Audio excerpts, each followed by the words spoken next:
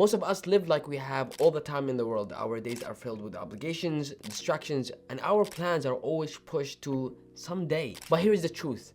Our time is slipping away way faster than we think. And the worst part, it's not that life is too short, but we waste so much of it in things that don't matter. And The Shortness of Life by Seneca was written 2,000 years ago, and it's not just another philosophy book. It's a brutally honest essay that for those of us who reads it will get an understanding of what life actually means, what the purpose of life is, and how to truly focus our time on doing things that matter. Hi friends, my name is Mohammed and I'm a writer based in New York City with an MFA in creative writing, and this channel is all about helping writers build consistent habit, improve their craft, and find inspiration to tell their unique stories. And in this video, I'll share the life-changing lessons that I learned from this book and how they can help you live a life with purpose. In the beginning of the book, Seneca talks about this story about a man who has this property, and someone or anyone that tries to break into it, the man will be ready to shoot them or kill them. And he addresses the reader and he says, we're all like this. We are so protective of our private properties, but we are not as protective when it comes to our time. We allow other people to enter our life and waste it in conversations, today in social media, where we allow ourselves to scroll through people's pages, content that doesn't add any meaning to our life. Yes, there are many helpful content out there, but most of the time that we spend on social media is just indulging in doom scrolling. And I don't want to sound self-righteous here, because I see the trait in all of this where, a lot of, social media people or people on YouTube will sort of give this advice on like, stop being on social media, get off on social media, while they are the ones who are creating the content on social media. I get it. But in reality, we all complain about how busy we are, and I think this is the challenge of our modern time. It seems like we are all busy, regardless of what life stage you are in. I feel like I was busy when I was in college. I was busy when I was in high school, for sure. I was busy after I got married. I'm busy right now after having a kid and running a YouTube channel and having a full-time job and trying to write stories. It just feels like life never gives us a break. And that's not only me, that's everybody I know. But then when I sit alone and I look at the time that I spend on my screen, the screen time on my iPhone, I see that I spend 3 hours, 2 hours on social media each day. Granted, this can be assumed that, oh, maybe this is just that time, me waiting for the train to get home or going to work, a few minutes before bed, whatever the case might be. But then in reality, those small chunks of time can be more useful. I'm not advocating for you to be off social media.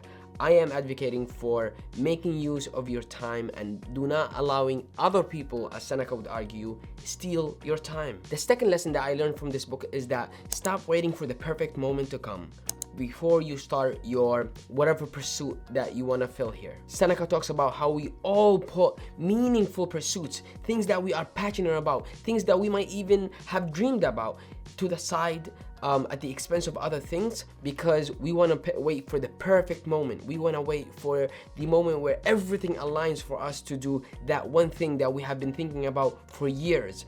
And that felt so close to my own experience. Before I started this YouTube channel, I thought about starting something like this for 2 years. And when I started it, I didn't even start a YouTube channel. I started a podcast. There was no video on it. It was just sound, because I was afraid of people's judgment. I was afraid of talking to a camera.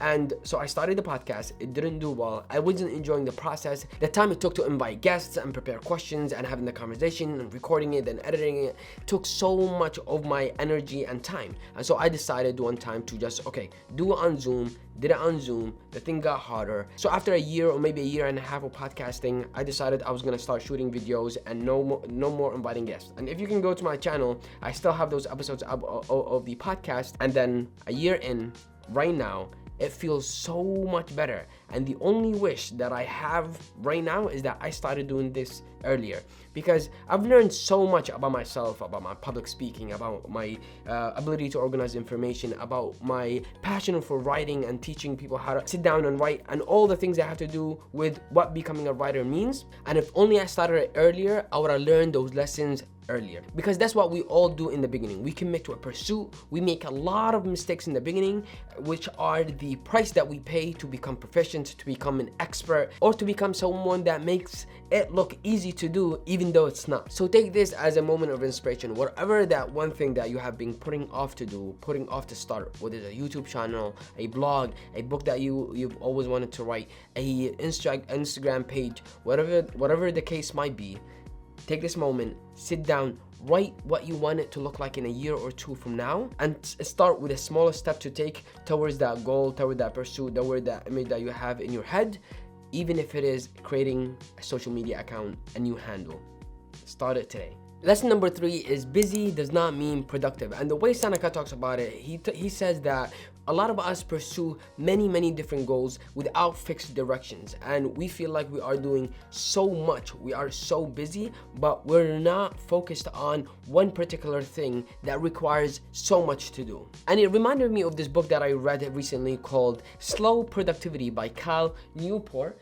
This is the book right here, and it's basically a book that argues you don't have to do so much throughout your day. You don't have to make yourself available at work in email and phone calls and text messages in a way where you are always on, always active. It's actually the quite opposite. The more unavailable you make yourself to others, the more focused sessions you have on during your day, maybe two in the morning when your brain is most where it has the most energy, and then maybe one in the afternoon. It's where you're gonna get things done with more meaning, with deeper unpacking, with more value. And this also applies on how we set goals for the whole year. Some of us, when January rolls around, we have a list of things we want to accomplish, like 10 things. When in reality, if we have less of those things and we give them a time period, then we are able to dedicate more time, more effort towards them, and actually complete them and learn from them. I recently attended Ali Abdal's, who's this famous YouTuber, summit, where he said to just set 3 goals for the whole year and then break how to do those goals, or create action steps for those goals in quarter check-ins. So every 3 months you create a plan on how to accomplish those goals. So you look at the year in 3 quarters, and then for those goals you just focus on 3 of them, and instead of ending up with 10 goals in a year and accomplish 1 of them. The 4th lesson is focus on quality over quantity. And Seneca says is that you should pursue a life that is short but meaningful than a long life that is wasted. And I think a lot about this as a writer, because in writing it's sort of a daily pursuit, or almost daily pursuit, where writers will set daily goals for their writing. Sometimes it's about the number of words. I would write 1,000 words a day. And other times it's about the time. Maybe I will allocate 30 minutes a day. And I've gone back and forth with all of these things. In the beginning, I used to write 500 words a day. And sometimes it takes me 1 hour, sometimes it takes me an hour and a half. But because at that time, I had that leverage, I had that time, I had the privilege of sitting down for an hour and a half undistracted, I had no other demands. But now, sitting for an hour and a half is a luxury. So I tried to focus on the quality of my writing. I would sit every day for 40 minutes. Sometimes that's early in the morning before I go to work. Sometimes it's during the midday hours during my lunch break. And I would just focus on sitting down for 45 minutes, 40 minutes, and just focusing on the writing and doing nothing else. Whatever I get done on those 40 minutes, I am satisfied with. And it's not about typing down 500, 1,000 words in. It's all about what do I do during that time? In that 40-minute window, am I constantly checking my phone? Am I constantly refreshing my email on my laptop? It's all about just focusing for those 40 minutes and doing nothing but writing.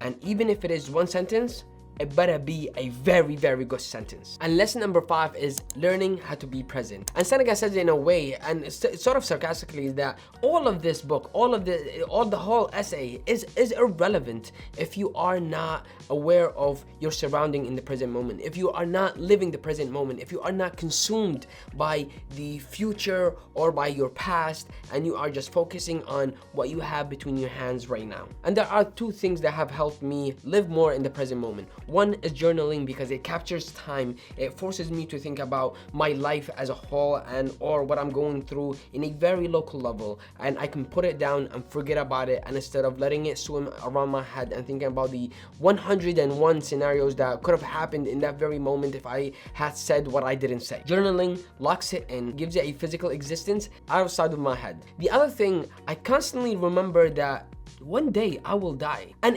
not in a grim, sad fashion, but it's a fact of life.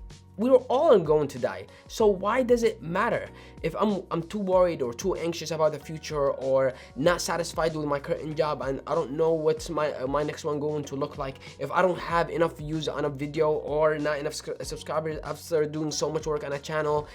Yes, those things are indicators, but at the end of the day, on my deathbed, I doubt that I will think about these things or they will have so much value in my head. I think I will value other things like time spent with my daughter and my family, and the things that have more meaning in our life that we sort of are born or created to do. And the rest of the things are fine to engage in. I'm not calling here for us to become monks and live in solitude. No, engage in it, but do not let it be the purpose of your life. That's it for this video. I hope you are able to read the book on the Shortness of Life by Seneca. It's a great book. I highly recommend it. And if you've liked this video and you watched this far, then you will surely enjoy my video on the 10 lessons I learned from 10 years of journaling. In the meantime, thank you for watching, and stay creative and writing.